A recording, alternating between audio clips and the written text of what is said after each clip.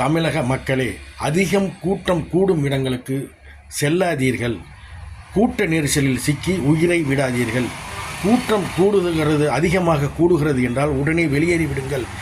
எந்த கூட்டத்திலும், அது கோவிலாக இருக்கட்டும், அரசியல் கூட்டமாக இருக்கட்டும், மத கூட்டமாக இருக்கட்டும், கூட்டம் அதிகரிக்கிறது என்றால் உடனடியாக அங்கிருந்து வெளியேறிவிடுங்கள். கூட்ட நெரிசலில் சிக்கி இறக்கக்கூடும், கைகால் ஒடியக்கூடும் என்பதை முதலில் உணருங்கள்.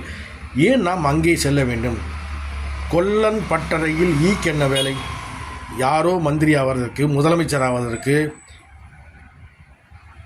நீங்கள் ஏங்க இப்படி எல்லாம் சாகணும்? உங்கள் பையன் பிள்ளைங்க டாக்டர் ஆகணும், இன்ஜினியர் ஆகணும், கலெக்டர் ஆகணும், இன்னும் பல படிப்புகள் இருக்குது.